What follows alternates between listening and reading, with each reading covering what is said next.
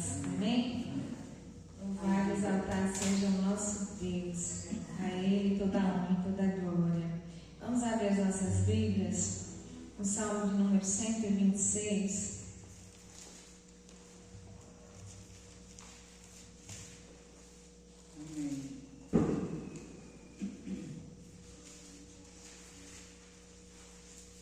Salmo 126.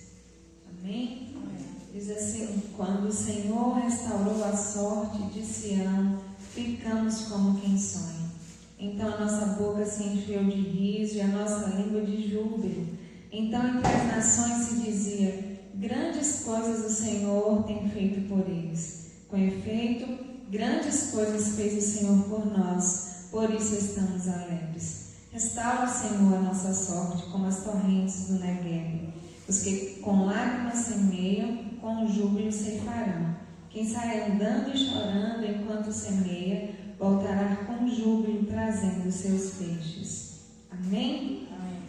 Com efeito, grandes coisas fez o Senhor por nós e por isso nós estamos alegres. Certamente o Senhor tem feito grandes coisas nas nossas vidas, né? Isso é motivo de alegria, isso é motivo de agradecimento ao nosso Deus, pela sua bondade, pelo seu cuidado para conosco, pela sua provisão diária. Ele quem tem nos sustentado, Ele quem tem suprido cada uma das nossas necessidades. É o Senhor quem cuida de nós e nós só temos motivos para agradecer a Ele e louvá-lo pela sua bondade e sua misericórdia. Amém? Vamos orar ao Senhor nesse momento.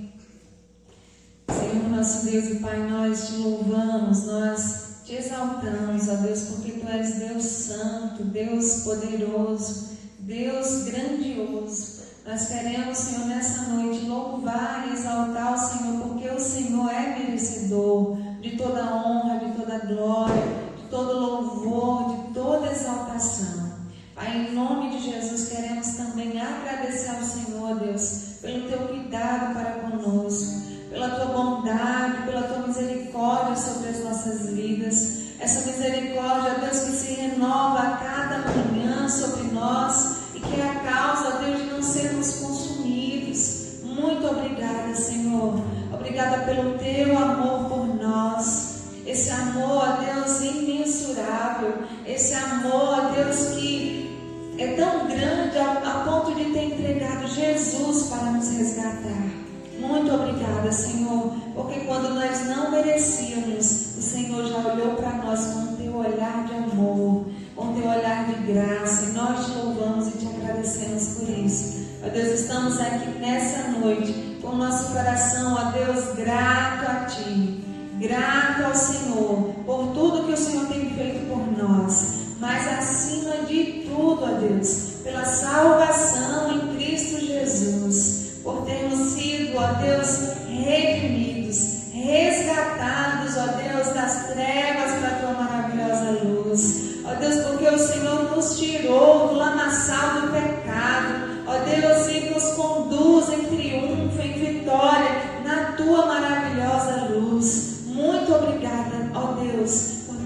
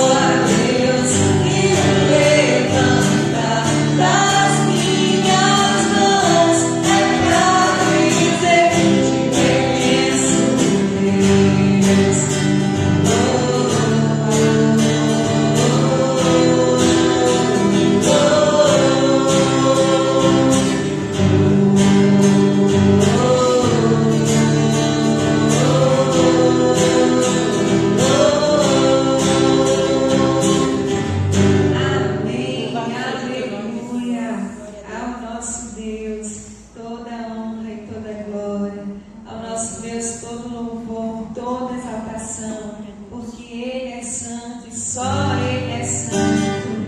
Aleluia.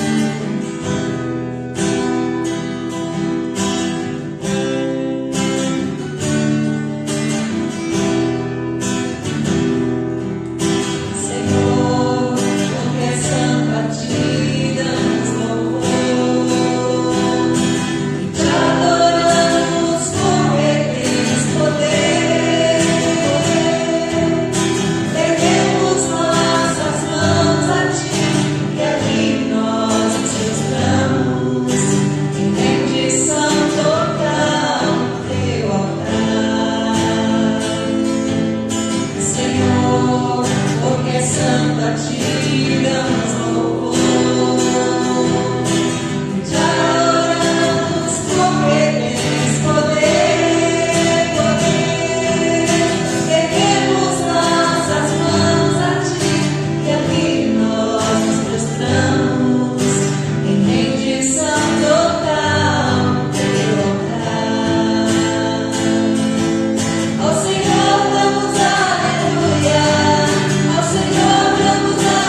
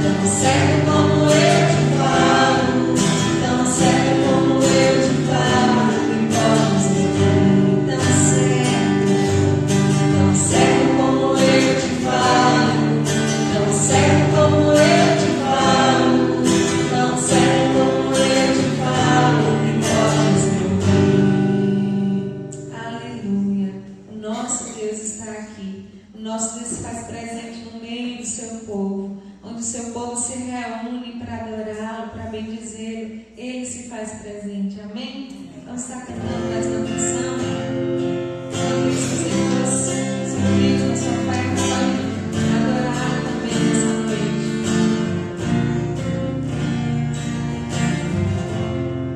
Louvado, exaltado seja o nosso Deus. Olhe para a pessoa que está do seu lado e diga assim: não pare, não desista. Os planos do Senhor são maiores e melhores que os teus.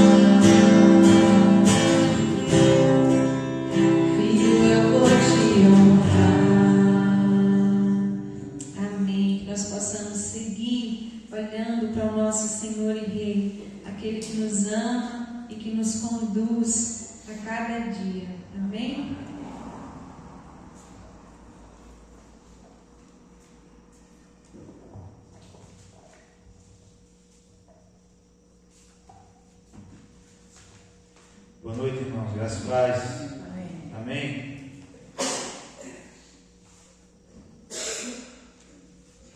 Vamos abrir a palavra do Senhor em Isaías, capítulo 41.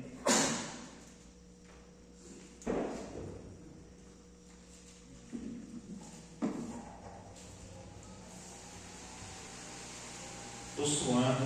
Espera aí.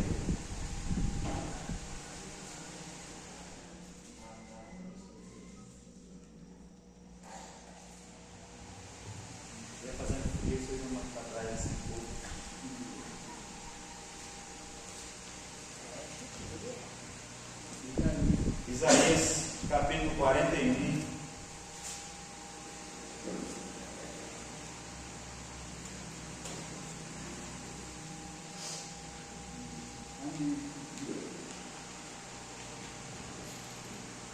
O verso de número 10.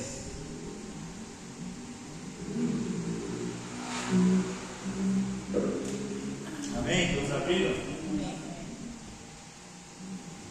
Diz assim a palavra do Senhor: não temas, porque sou contigo.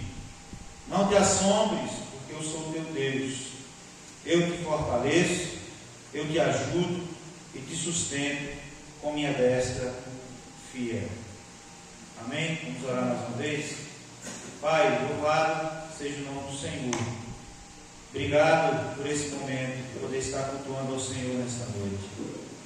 Ó Deus, enquanto outros estão cultuando, ó Deus, alguém que não é digno de culto, e que Jesus teve que correr por ele, para que pudesse ter salvação.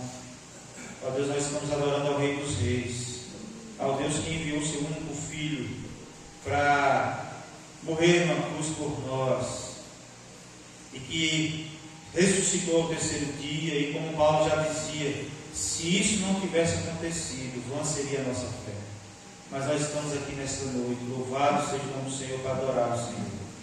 Entregamos os nossos louvores, as nossas ofertas e dízimos ao altar do Senhor, em forma de gratidão e de adoração ao Senhor.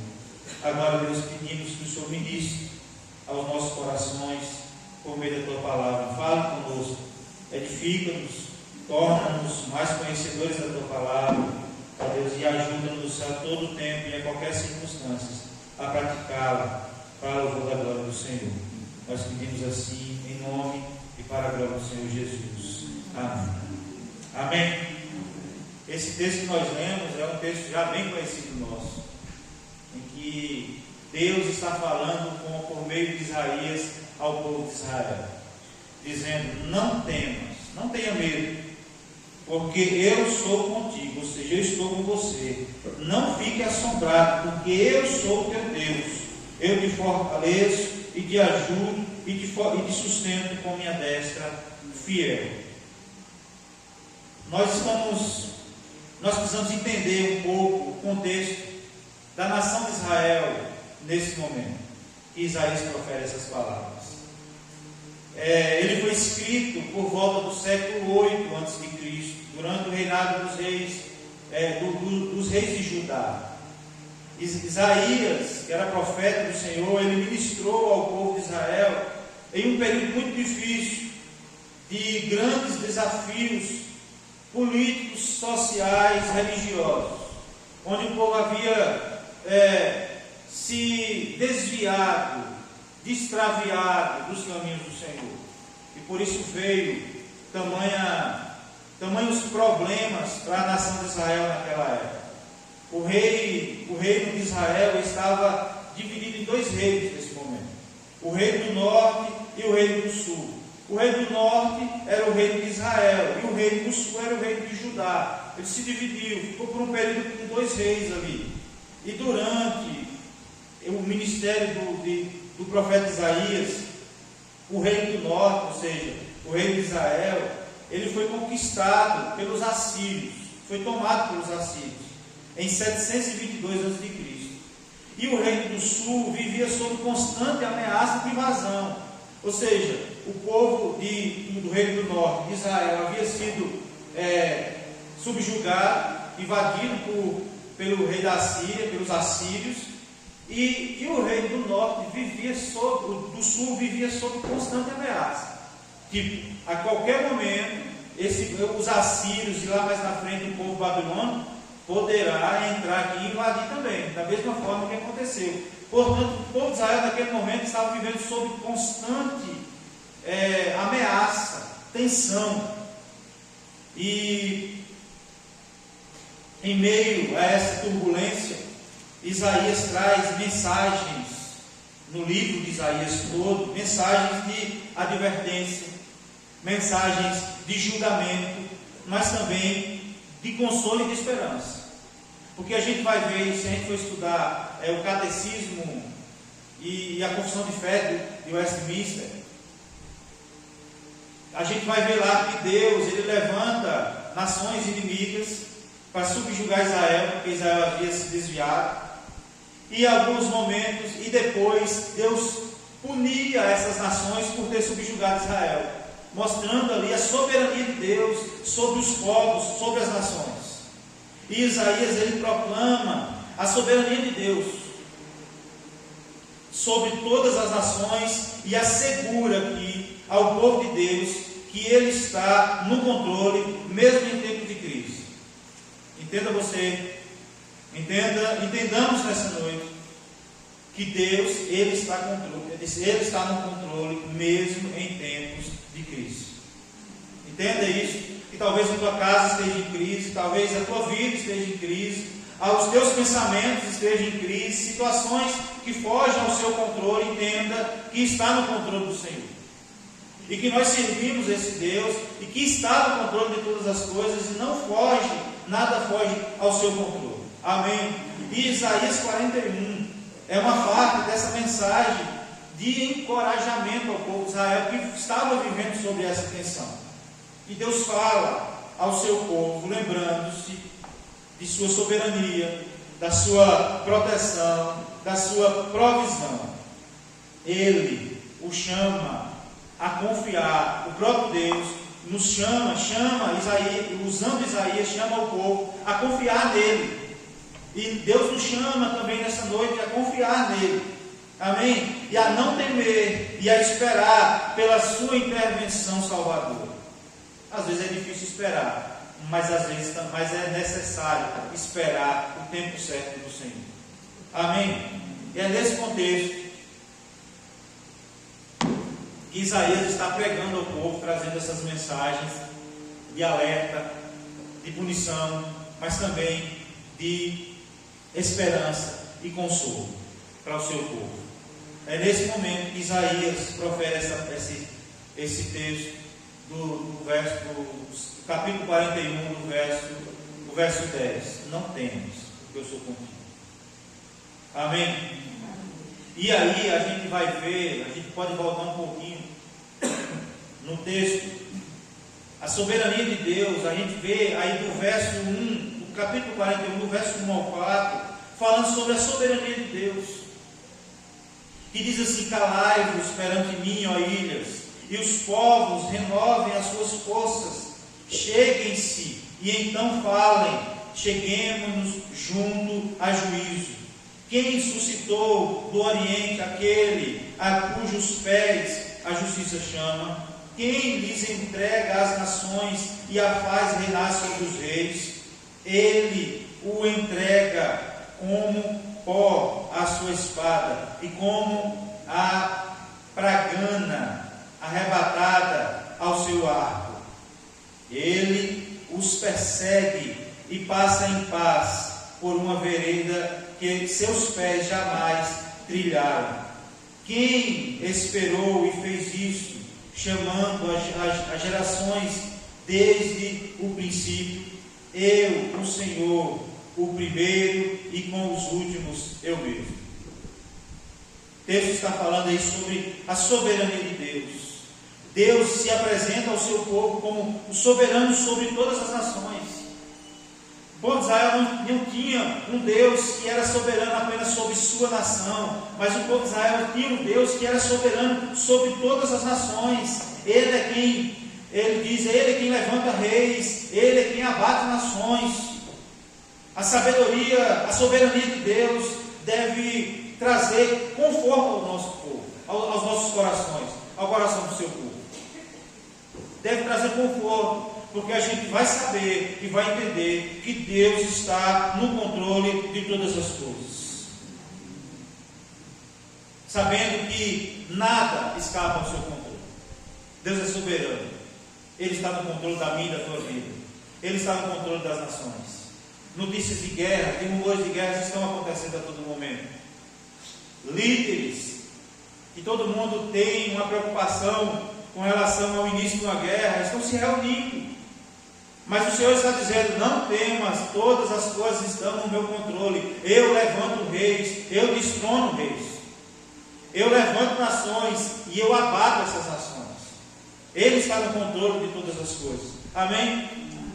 E nós temos aqui alguns exemplos bíblicos. Alguns exemplos bíblicos de que Deus está no controle. Lá em Daniel capítulo 4, nós vemos que Deus humilhou o rei Nabucodonosor, mostrando que ele era soberano sobre todos os reinos. Se a gente for lá para Daniel capítulo 4, a gente vai ver Nabucodonosor, o rei babilônico, do maior império. Ele olha para o seu reino e se orgulha pelo que fez. Diz o texto que ao mesmo tempo que ele está pensando e falando isso, brada uma voz do céu e profere as palavras para ele lá, que ele perde a sua consciência e vai viver no meio de animais como bichos, comendo grama, comendo capim, igual vacas. E ele passa um período de tempo que a Bíblia não diz que período de tempo é esse. Seus cabelos crescem, os pelos crescem, as unhas crescem como de águia, e ele vive como um bicho no mato. O rei do maior império da época está humilhado agora perante o Senhor. E diz o texto que depois que ele passou desse período, o próprio rei Nabucodonosor, ele confessa a Deus como soberano, sabendo que ele é maior. Esses povos, irmão, naquela época, eles tinham a si mesmo como deuses. Eles achavam que ninguém pudesse destronar eles, que eles eram os maiores da época, que ninguém poderia. É por isso que eles construíram estátuas para as pessoas adorarem eles, porque eles se sentiam deuses poderosos, ninguém podia tocar. E aí Deus vem e abate, transforma ele em um bicho, que fica comendo capim lá no meio das vacas, sem ter consciência nenhuma. E depois Deus traz à tona e se revela a ele, e ele se levanta como vem a sobriedade dele, ele se levanta para governar naquela época de novo, e ele reconhecendo o Deus do povo de Israel como um Deus que não há outro Deus além dele. Nós vemos também lá em Faraó de Êxodo capítulo 7, a Bíblia, você já viu lá que Moisés vai pedir a Faraó para poder deixar o povo ir, e Faraó disse: não, é claro que ele não ia deixar ir, porque ia ser um problema na mão de obra daquele império. O povo era escravo, mais de 600 mil homens. Pensa aí, 600 mil trabalhadores forçados saírem. Quem era que ia trabalhar no lugar deles? Não ia ter ninguém para trabalhar. Ele não deixa. E aí imagine você pede alguém, você vai pedir uma coisa a alguém, aí alguém fala assim, não, para você. E aí Deus manda você ir lá de novo na frente dele e diz assim: olha, Deus está mandando você me dar o que eu estou lhe pedindo, senão vai acontecer isso, vai acontecer praga sobre você. Na primeira manifestação de praga, a pessoa fazia o quê? Não, vai, toma. Foi assim que aconteceu. Na primeira manifestação daquilo que Deus queria fazer manifestar no meio daquele povo, já era para Faraó ter falado assim: não, pega esse povo e some daqui, eu não quero saber disso não. Mas o texto diz que foi Deus quem endureceu o coração de Faraó, para poder não deixar. Para que isso? Sabe para quê? Para dizer que Deus é soberano e que Ele está no controle de todas as coisas. Ele estava ali para demonstrar a sua glória no meio do povo de Israel e no meio daquele povo egípcio, manifestar o seu poder. Aí fala assim: ah, mas isso aí é injustiça. E daí? É injustiça da parte de Deus? Quem é maior que Deus para julgar a Deus? Qual é a instância que pode julgar a Deus? Deus está acima de todas as coisas. Ele é soberano sobre todas as coisas. Amém? Ele libertou o povo de Israel sob o seu poder, e não sob a permissão de Faraó. Por isso que Deus endureceu o coração de Faraó. Amém? Irmãos, em momentos de incerteza, é comum questionarmos quem está no controle. porque nós perdemos muitas vezes o controle das situações. E esse texto ele nos faz lembrar e entender que Deus está no controle de todas as coisas. Deus é soberano sobre todas as coisas. Amém? Depois nós vamos seguindo mais o texto, nós vamos estar discorrendo esse texto até o verso 20. E aí do verso 5 ao 13, que contém esse texto que nós lemos, nós vemos o cuidado e a proteção de Deus para com o seu povo. Ele diz: não temas, porque eu sou contigo, não te assombres, porque eu sou teu Deus. E aqui nós vemos nesses textos Deus reafirmando o seu compromisso com o seu povo. Irmãos, nós podemos até não ter compromisso com Ele todo o tempo, mas Deus tem compromisso conosco. Deus tem compromisso com o seu povo. E Ele diz, Ele nos escolheu. O texto diz que Ele chama o seu povo de seus servos e promete estar com eles. Irmãos, sempre é bom estar em companhia. Não é não? A gente fazer as coisas só é ruim. Mas sempre é bom estar em companhia. E muitas vezes nós nos encontramos sós. E esse texto nos faz entendermos que Deus está conosco. E há momentos nas nossas vidas que é só eu e Deus. Não há como ninguém estar perto de mim. Não há como. Existem situações que não há como as pessoas que estão ao nosso redor nos ajudar. E existe momentos nas nossas vidas que é eu e Deus, é você e Deus. E a certeza, e ter a certeza de que Deus ele está conosco, nos traz alento, conforto, consolo, sabemos da sua proteção. Amém? E aí o texto diz, como foi o texto que nós lemos, que Deus nos encoraja a não temer. Não temas, porque eu sou contigo. Ele nos sustenta, Ele nos ajuda contra os nossos inimigos, contra aquilo que nos afronta, contra aquilo que nos traz medo, tensão, pavor. Ele está conosco. Amém? Ele cuida de nós, Ele nos protege, Ele está conosco. Amém? Isso vai impactar diretamente. Isso, saber que Ele está conosco, irmãos, Ele impacta diretamente nas nossas vidas. Saber que nós somos escolhidos de Deus era o que definia, era a diferença do povo de Israel dos outros povos. Era saber que tinha um Deus que protegia o seu povo. As nações ao redor admiravam isso, porque não existia uma estátua, não existia nenhum outro Deus. Quem é o Deus desse povo? Ninguém está vendo, mas eles sobrevivem onde o povo morre, no deserto. Esse povo morava no deserto, caía comida do céu, água jorrava da rocha. No dia que desejaram carne, Deus mandou codornizes. Que povo é esse? Que Deus é esse que nós não estamos vendo?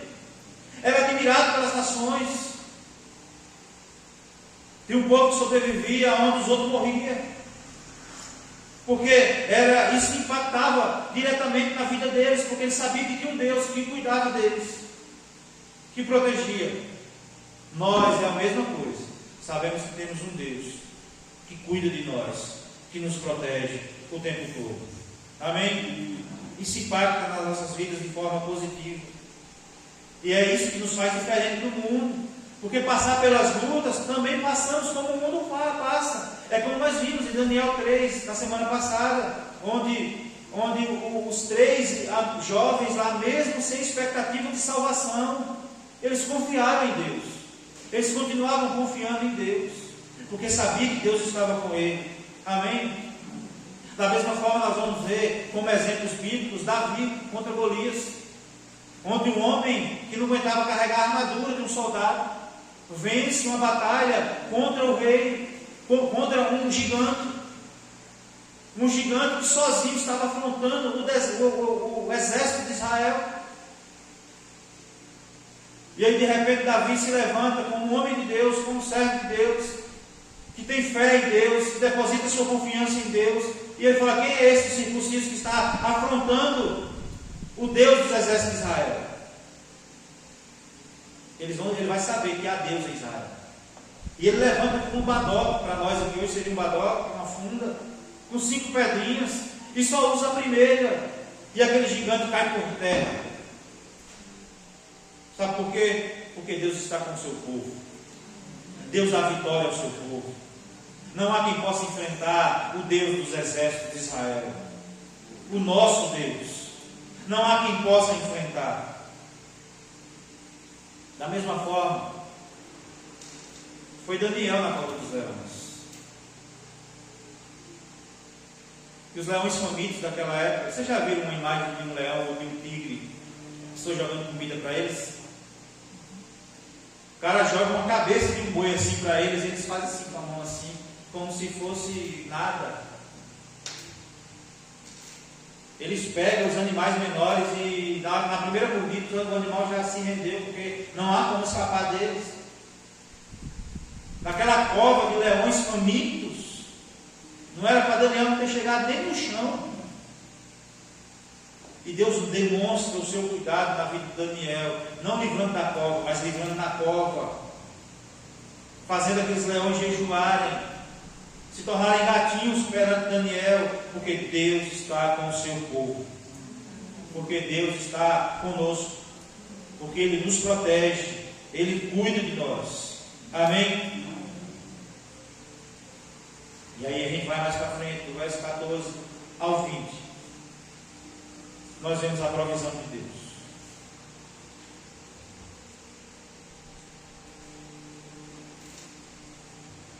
O versículo 16, 14 e 16 diz assim: não temas, ó bichinho de Jacó, ó vermezinho de Jacó, povozinho de Israel, eu te ajudo, diz o Senhor, e o teu Redentor é o Santo de Israel.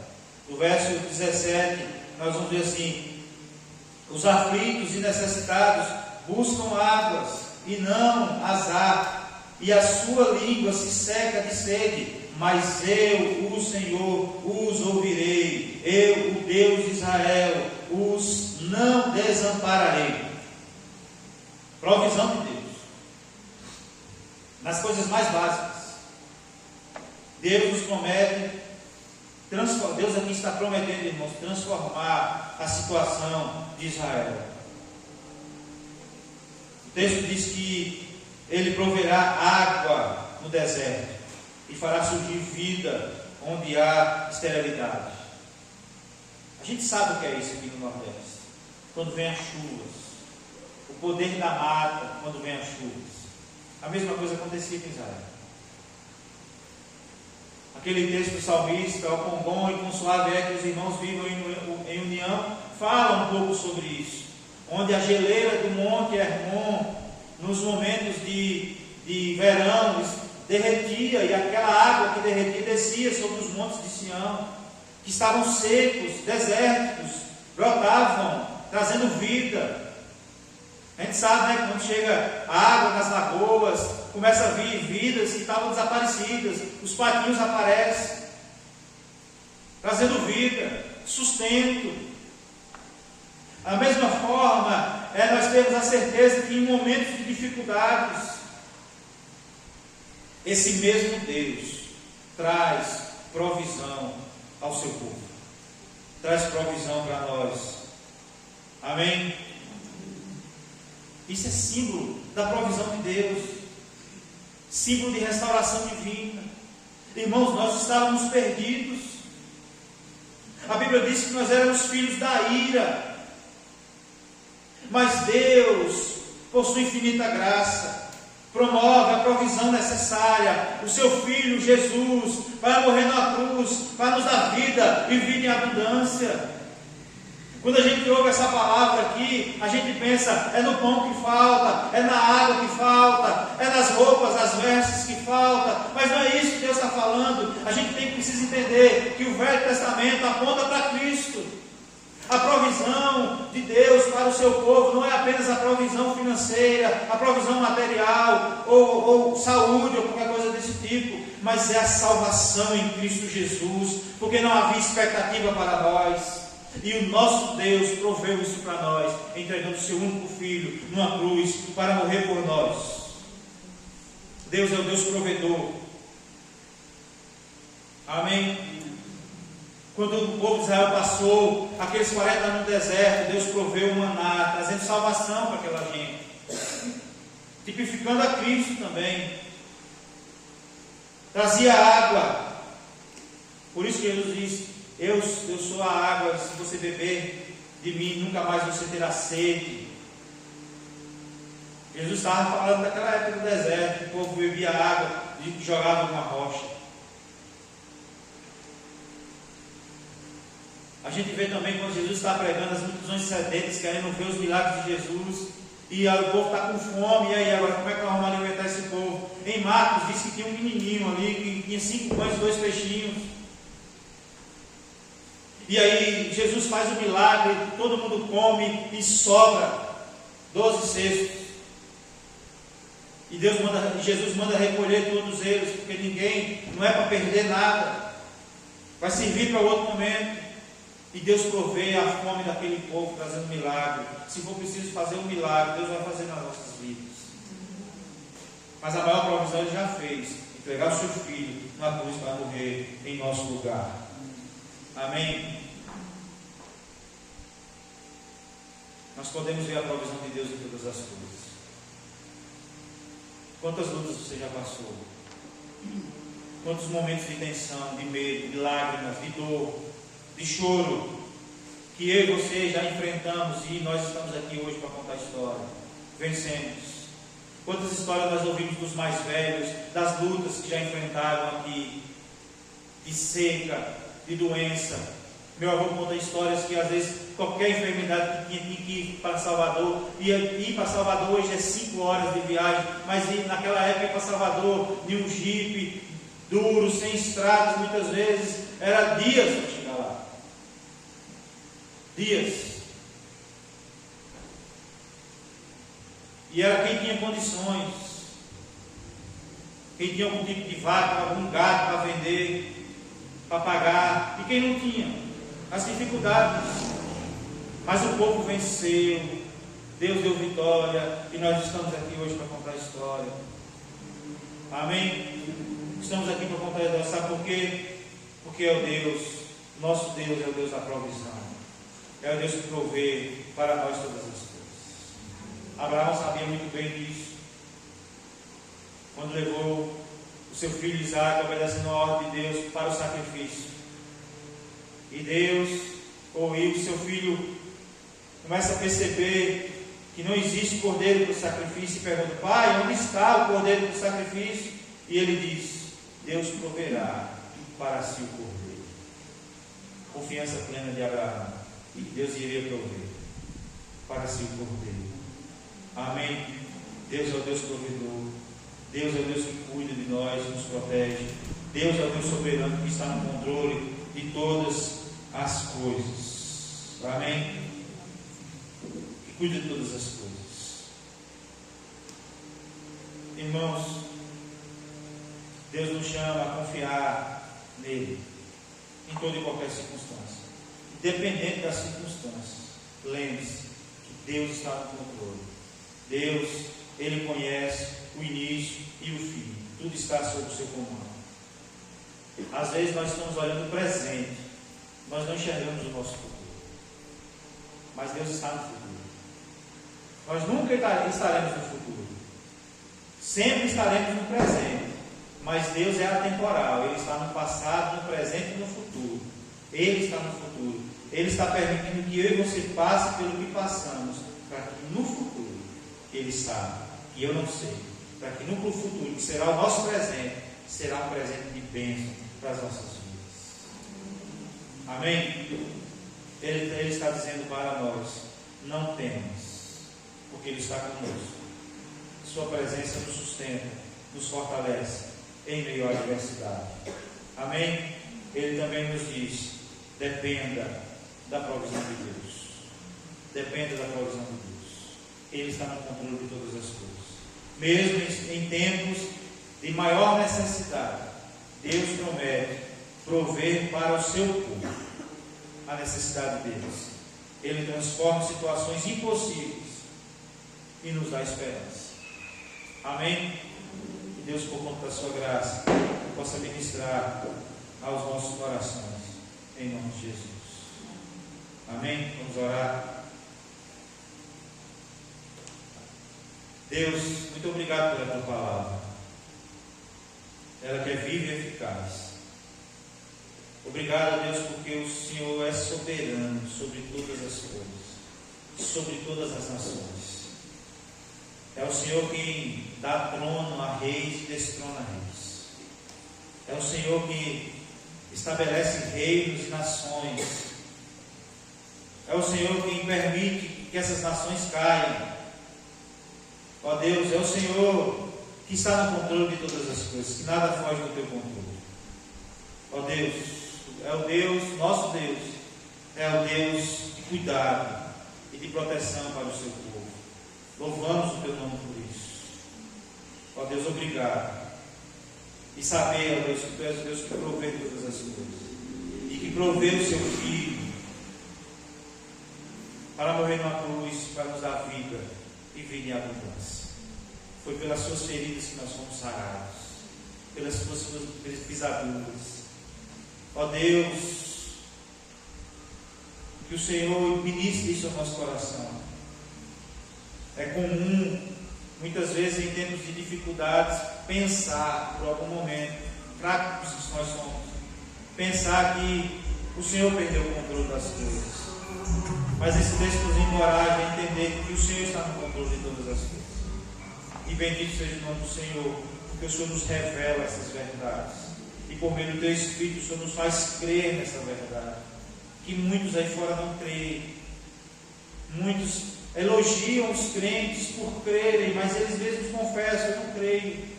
Ó Deus, por isso vivem sem esperança. Mas nós temos a viva esperança da vinda gloriosa de Cristo. Isso nos faz diferentes. Louvado seja o nome do Senhor por isso. Obrigado, Deus. Se cremos, é porque o teu Espírito nos convenceu, nos fez crer. Louvado seja o nome do Senhor. Que o Senhor nos abençoe, em nome de Jesus, para a glória do Senhor Jesus. Amém. Amém? Que Deus nos abençoe, em nome de Jesus. Terça-feira, se tudo der certo, estaremos aqui. Vai ser na igreja, né? Tem corpo de casa de ninguém até agora. Vai ser aqui na igreja mesmo. Tá certo? A Kombi continua.